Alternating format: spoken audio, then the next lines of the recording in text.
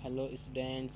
आज जो अपन पढ़ने वाले हैं साइंस में क्लास 10th इलेक्ट्रिक करंट, विद्युत धारा। तो इसको पढ़ने से पहले थोड़ा सा हम बेसिक क्लियर कर लेते हैं आपके इस पैरा के अंदर कि जो आपका हीट जो होता है, आपकी जो ऊष्मा जो होती है वो किस तरीके से फ्लो करती है। ठीक है, तो जैसे कि यहाँ पे आपको इस पैरा में बताया गया है कि आपका जो हीट होता है, आपका जो हीट है वो फ्लो कर रहा है आपका किस तरीके से, higher temperature to lower temperature. यानी आपका जो हीट होता है वो हमेशा आपका फ्लो करेगा हायर टेम्परेचर से लोअर टेम्परेचर की तरफ। ठीक है, उसके बाद में अपन यहाँ पे क्लियर करते हैं आपका जो इलेक्ट्रिक करंट है एक्चुअली वो होता क्या है। आपका जो इम्पोर्टेंट यहाँ पे हेडिंग रहेगा, ठीक है, अभी के लिए वो आपका क्या है, इलेक्ट्रिक करंट है, विद्युत धारा। तो जैसे कि इसने यहाँ पे गिवन किया इस पैरा के अंदर, ठीक है, in any electric circuit the amount of charge passed from A point per unit time is called electric current.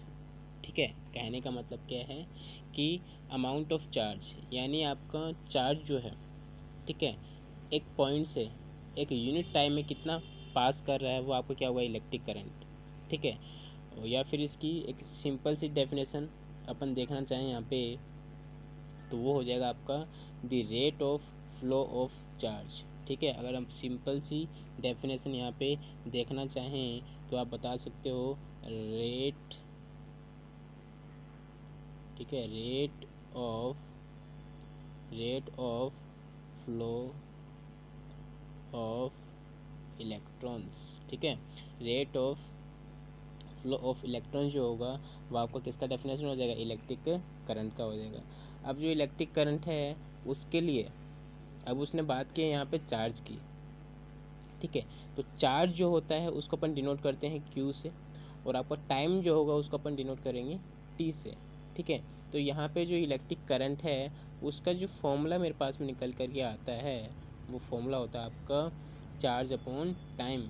It means अब इलेक्ट्रिक करंट को अपन रिप्रेजेंट करेंगे आई से, तो I equal to Q upon T. ये आपका formula हो जाएगा किसका, इलेक्ट्रिक करंट का। इलेक्ट्रिक करंट का फॉर्मूला होगा आपका क्या, I equal to Q upon T, I equal to Q upon T.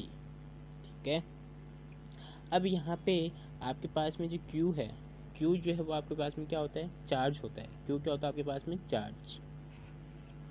अब चार्ज ये होता क्या है, चार्ज होता है आपका Q equal to N E, Q equal to होता है आपका एन ई। अब ये एन ई क्या है, एन ई का मतलब होता है कि नंबर ऑफ इलेक्ट्रॉन्स। ठीक है, जो नंबर ऑफ इलेक्ट्रॉन्स हैं वो कितने पास कर रहे हैं। ठीक है, number of electrons that will be flow, कितने नंबर ऑफ इलेक्ट्रॉन्स आपके वो पास कर रहे हैं एक पर्टिकुलर टाइम पीरियड में, वो आपको क्या होता है वहाँ पे चार्ज हो जाता है। तो अगर अपन दूसरा फॉर्मूला यहाँ से बनाना चाहें तो इलेक्ट्रिक करंट का फॉर्मूला क्या हो जाएगा, आई इक्वल टू, ठीक है, इलेक्ट्रिक करंट जो है उसका फॉर्मूला आपको क्या हो जाएगा यहाँ पे, उसका फॉर्मूला हो जाएगा आपका I equal to Q, Q upon T तो होता ही है, क्यू की अपन क्या लिख देंगे, एन ई।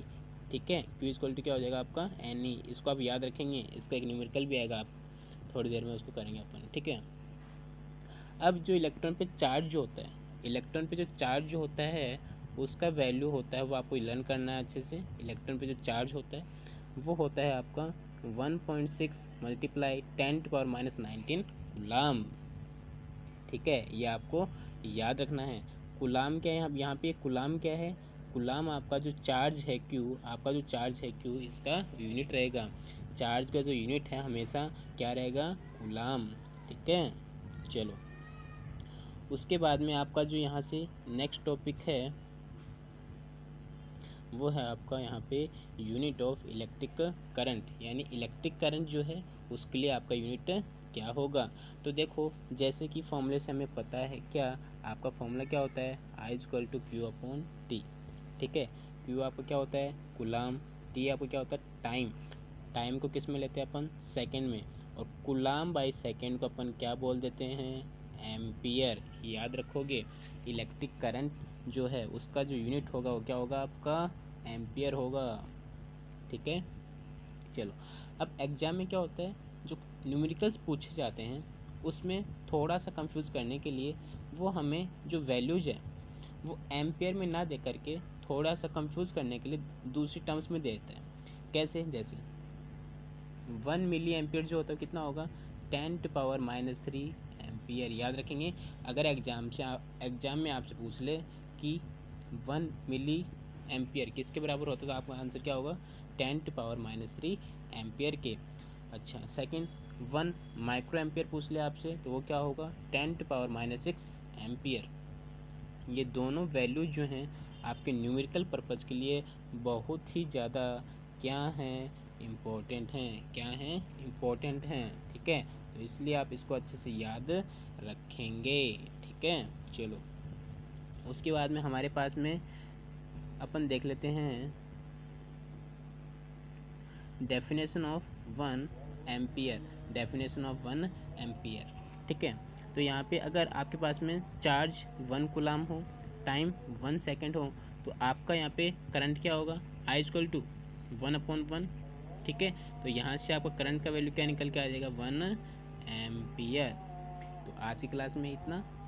Thank you.